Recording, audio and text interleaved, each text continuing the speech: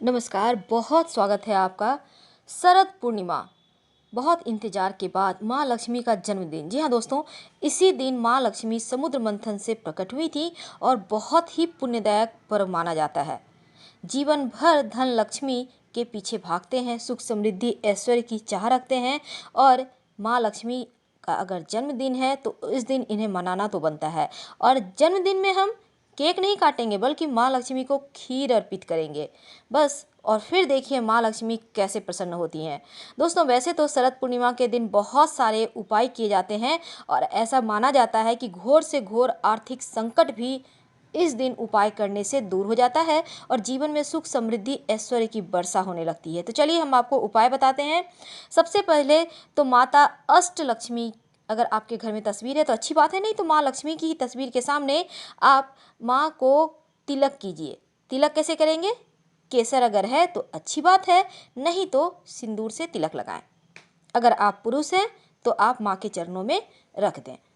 अगर आपके पास कमल के पुष्प हैं तो माँ को अर्पित करें, नहीं तो गुलाब की पंखुड़ी भी चलेगा।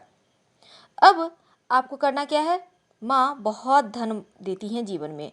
भगवान माँ लक्ष्मी को इस पूर्णिमा के दिन, वैसे अगर आप चाहें तो सत्यनारायण भगवान की कथा खुद भी कर सकते हैं, करवा भी सकते हैं, लेकिन माँ को आंवला, नारियल और गुलाब की पंखुड़ी, लौंग, इलायची, सफ़ेद मिठाई जरूर अर्पित करें और उनकी कथा सुने या कहें। इस दिन माँ को, अगर आपको माँ लक्ष्मी की कथा आती है तो अच्छी बात है, नहीं तो सत्यनारायण भगवान की कथा भी सुन सकते हैं। इससे भी माँ लक्ष्मी बहुत प्रसन्न होती हैं। धन सुख समृद्धि की कोई कमी नहीं रहती। भगवान विष्णु को आंवला बहुत प्रिय है और शरद पूर्णिमा जो भगवान विष्णु जी को आंवला चढ़ाने से इस दिन कहते हैं माँ लक्ष्मी घर में अवश्य रहती हैं। तो इस दिन आंवला अर्पित करने का और खाने का भी विधान है, लेकिन खाएंगे कैसे? चंद्रमा की रोशनी में आंवले को रख दें और फिर खाइए। आपका स्वास्थ्य उत्तम बना रहेगा, पूरे साल आप बीमार नहीं पड़ेंगे।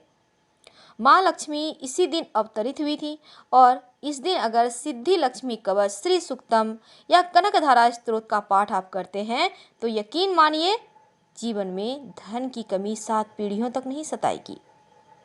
इस दिन अगर आप पूजा पाठ करवाते हैं, खीर का, वस्त्र का दान करते हैं तो यकीन मानिए जीवन भर परेशानी नहीं सताएगी।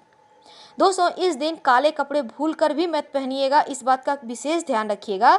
और घी का दिया माँ लक्ष्मी के सामने, एक अखंड दीपक आप चाहें तो पूरा दिन पूरा रात जलने दें।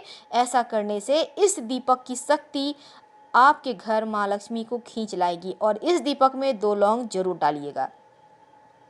महालक्ष्मी की जहाँ तक संभव हो माँ को मनाने के लिए दूध की मिठाई या सफ़ेद मिठाई अर्पित करें और खीर जरूर बनाइएगा। अगर आप मखाना अर्पित करते हैं, माँ को दही का भोग लगाते हैं तो यकीन मानिए जीवन में कभी भी सुखों की कमी नहीं होगी। दही मतलब शुक्र से संबंध होता है और शुक्र मतलब जीवन में वैभव का प्राप्त होना। तो इस दिन आपको इन चीज़ों की प्राप्ति होगी। वैसे तो इस पूर्णिमा के दिन रात में खीर चांदनी में रखकर, चांद की चांदनी में रखकर सुबह सुबह यानी रात 12 बजे के बाद भी खा सकते हैं या सुबह 3-4 बजे भी ग्रहण करने से स्वास्थ्य उत्तम बना रहता है। और अगर रात में आप 10 से 12 बजे के बीच बहुत कम से कम वस्त्रों में आप कुछ देर चांद की रोशनी में रहते हैं तो आपका स्वास्थ्य उत्तम होता है और जो कहते हैं ना यौवन, वो बढ़ता है, यानी जवानी बढ़ती है, स्किन में ग्लो आती है। क्योंकि इस दिन चंद्रमा 16 कलाओं के साथ अवतरित होता है और चंद्रमा की किरणों से अमृत का इस दिन वर्षा होती है। पौराणिक मान्यता के अनुसार समुद्र मंथन के दौरान जब माँ लक्ष्मी प्रकट हुई थी तो उनके रूप सौंदर्य को देखकर उन्हें पाने के लिए देव दानव आपस में संघर्ष करने लगे और इसी दौरान देवी लक्ष्मी ने बिल्वपत्र वृक्ष के नीचे आराम किया था। इसीलिए कहते हैं अगर माँ लक्ष्मी को एक बेलपत्र भी आप रोज अर्पित करते हैं तो जीवन में धन की कमी नहीं होती। तो आज से ही शुरू कर दीजिएगा, पूर्णिमा का दिन है और लगातार कुछ दिनों तक कीजिए, देखिएगा जीवन में धन आने लगेगा। इस दिन वैसे तो माँ को गुलाब के इत्र भी अर्पित करने का विधान है। अगर आपके घर में शंख है तो सुबह शाम 3 बार शंख बजाइएगा जरूर। अगर नहीं है तो इस दिन आप शंख खरीद कर लाकर स्थापित कर सकते हैं, नित्य दिन बजा सकते हैं। ऐसा करने से घर की नकारात्मक चीज़ें भागेंगी और घर में खुशियाँ आएंगी।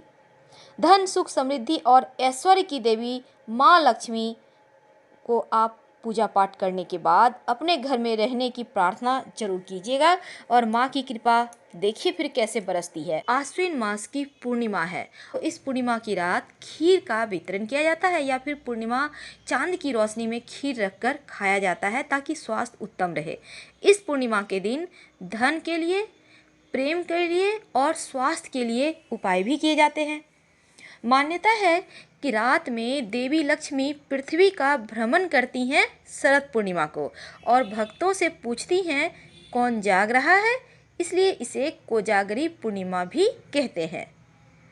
देवी लक्ष्मी भगवान विष्णु और उनके अवतारों की पूजा इस दिन होती है और भगवान सत्यनारायण की कथा भी इस दिन सुनने की और कहने की प्रचलन है।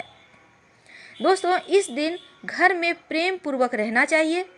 झगड़े, लड़ाइयाँ, वाद विवाद बिल्कुल भी नहीं करना चाहिए, क्योंकि जिन घरों में इस दिन क्लेश होता है वहाँ देवी देवताओं की कृपा नहीं होती।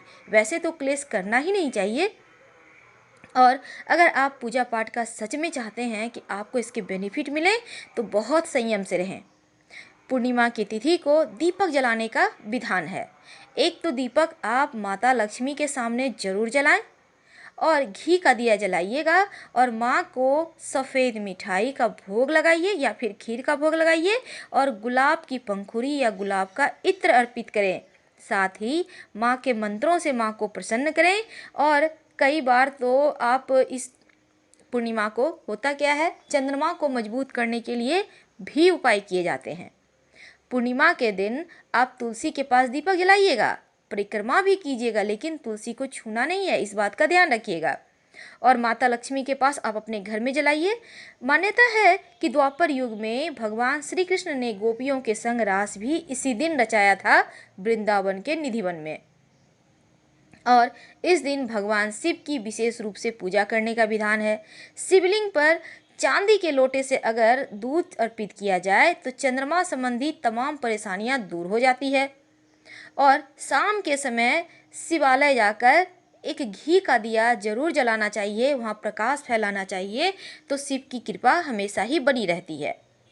अगर आप शिव जी के भक्त हैं तो शिव की पूजा करें, हनुमान जी के भक्त हैं तो हनुमान जी के सामने एक घी, सरसों के तेल का या घी का दिया जलाकर, अगर सरसों का तेल का दिया जलाते हैं तो 2 लौंग रखकर सुंदरकांड का पाठ करें या फिर हनुमान चालीसा का पाठ कर सकते हैं।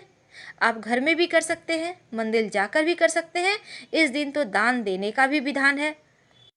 वैसे आप माँ लक्ष्मी को प्रसन्न करने के लिए एक घी का दिया जलाइएगा अपने घर में और ओम ह्रीं श्रीं कमले कमलालये प्रसीद प्रसीद महालक्ष्मी नमः इस मंत्र का कम से कम 11 माला जप कीजिएगा। माँ लक्ष्मी जरूर आपको बरकत देंगे। हमारे शरद पूर्णिमा से लेकर कार्तिक पूर्णिमा तक ये जो 1 महीने का समय है, ये बहुत ही पवित्र समय है। पूरे साल इस समय का हम इंतज़ार करते हैं। श्रावण मास और कार्तिक मास, इन दोनों मासों का कुछ अलग ही महत्व है। इस मास में बहुत तरह के नियम पालन किए जाते हैं। कुछ ऐसे काम हैं जो नहीं किए जाते, कुछ ऐसी चीज़ें हैं जो नहीं खाई जाती। कहा जाता है कार्तिक मास में जब तक पूजा हवन दान करने से जो व्यक्ति लगा रहता है हमेशा ही सुखी रहता है। कुछ नियमों का पालन तो जरूर करना चाहिए, जैसे कि कार्तिक महीने में दीप दान करने से परिवार के सभी सदस्यों के जीवन में जो अंधकार रूपी परेशानी है वो समाप्त होती है। अब दीपदान कहाँ करेंगे? अगर आप कार्तिक में स्नान करते हैं पवित्र नदी सरोवर में तो अच्छी बात है, शाम के समय एक दिया जरूर जलाएं या पास के किसी मंदिर में जरूर जलाएं। तुलसी जी का बहुत महत्व है, तो आज के दिन से ही पूरे कार्तिक के महीने तक तुलसी जी की सेवा करें। तुलसी में जल डालें, दीपक जलाएं, पुष्प अर्पित करें, तुलसी मैया का पूजा करना ना भूलें। और पूरे 30 दिनों तक बहुत सारे नियमों का पालन करना चाहिए, जैसे कि 30 दिनों में आप तेल मत लगाइए। कार्तिक मास में तेल नहीं लगाना चाहिए, सिर्फ नरक चतुर्दशी के दिन उपटन लगाइए, तेल लगाइए, स्नान कीजिए, बाकी दिनों में बिल्कुल भी नहीं।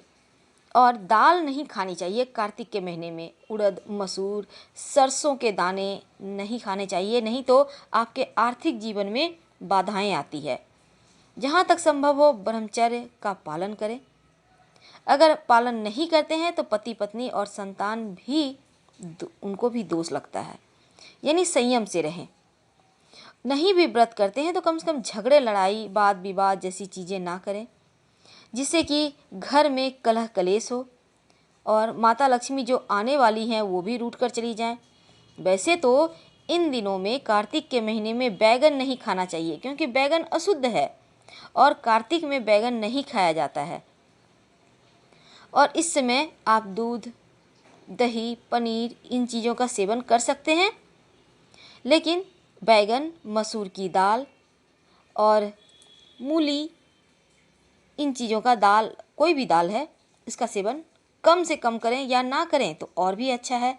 अचार, उसका भी सेवन ना करें, कलाई का दाल का सेवन ना करें, और साथ ही मांस, मदिरा, लहसुन, प्याज तो बिल्कुल भी ना खाएं। अगर पूरे महीना आप नहीं कर पाते हैं तो कम से कम पूर्णिमा तिथि, 5 दिन जो महापर्व है, धनतेरस से लेकर भैया दूज तक, उन दिनों में छठ व्रत है। पूरा कार्तिक का महीना तो व्रत त्योहार से भरा पड़ा है। तो भला इन चीज़ों का नहीं भी आप सेवन करते हैं तो जीवन में खुशियाँ ही आएंगी, तकलीफ तो नहीं आएंगी। फिलहाल हम आपसे विदा लेते हैं। हर हर महादेव, फिर मिलेंगे।